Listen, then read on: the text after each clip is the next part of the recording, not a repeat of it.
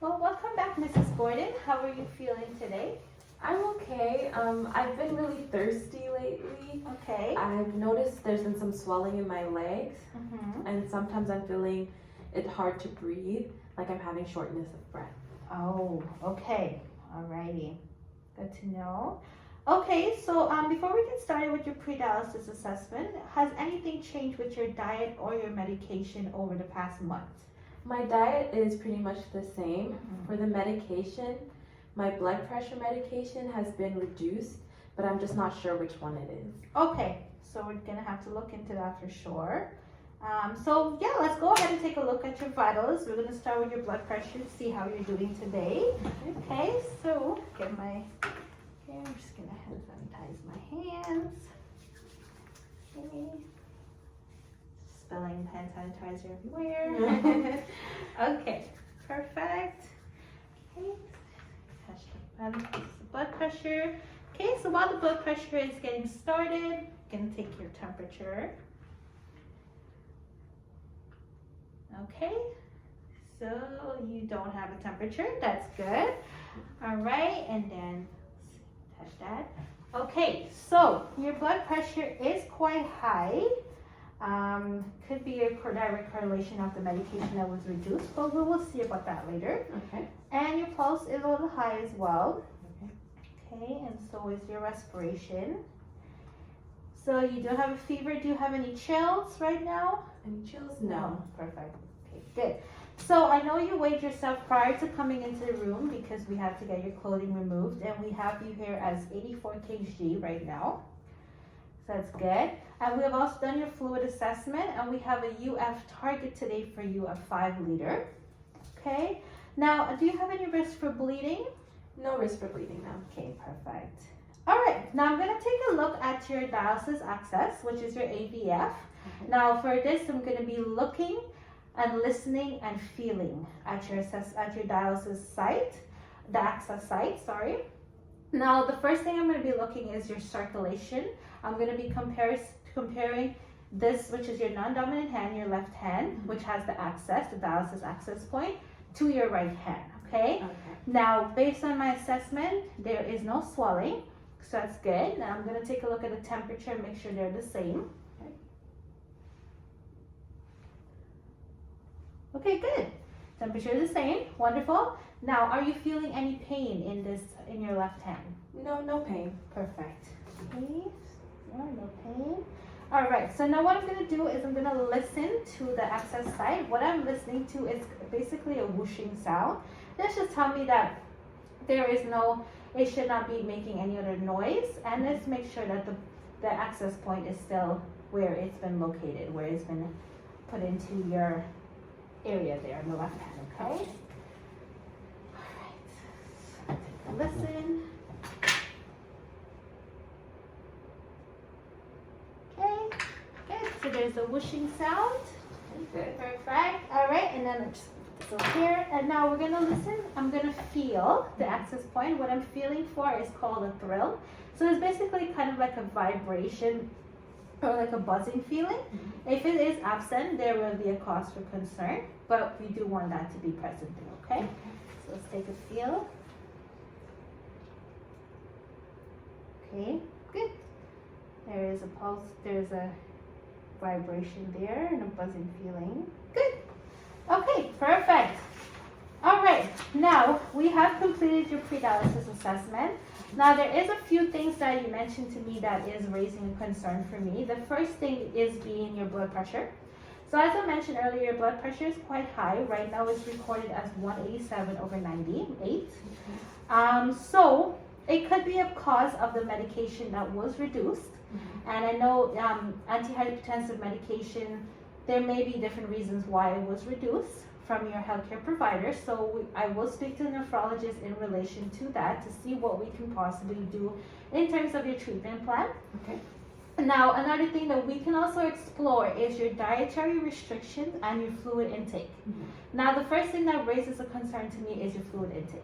So right now, your fluid assessment was conducted, and you do, as you mentioned, you have shortness of breath. You also have a high heart rate, and your respiration rate is quite high. Okay. Now, there's 3 things stand out to me because that tells me you're in fluid overload.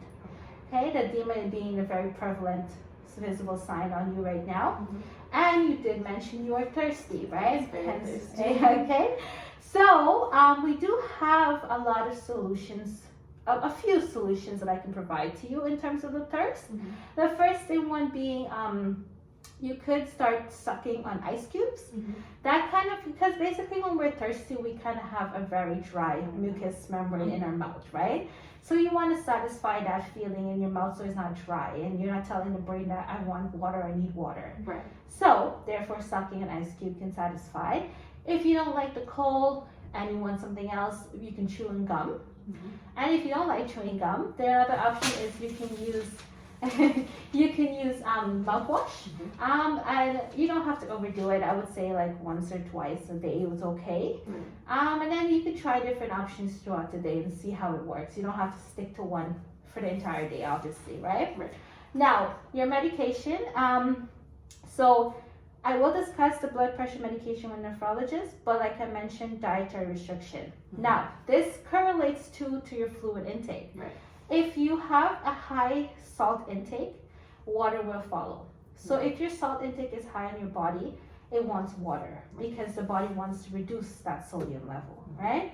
So how do you do that? By reducing your sodium intake, therefore that will cause a decrease in the fluid intake, right?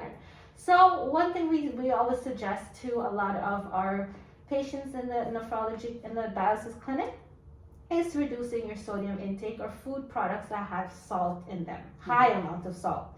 It's very, very hard to reduce salt intake at a totally and completely, but you want to try to reduce it as much as possible, right?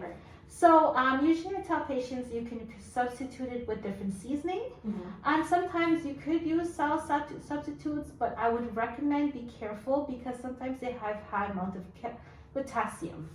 And then you don't want to put yourself at a high potassium level because then it's just a cycle, right? Okay, and then another thing too, exercise.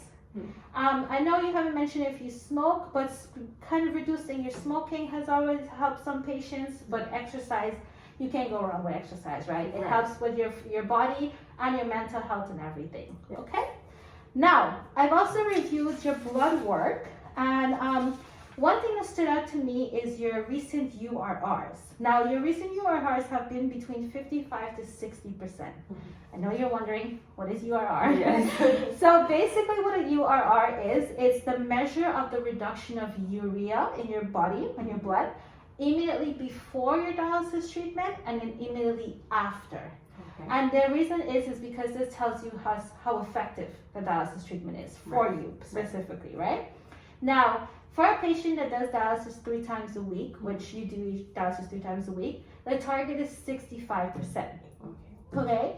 So, as I mentioned, you're between 55 and 60, and that's obviously not at your target range. So, there is a lot of reasons this may be.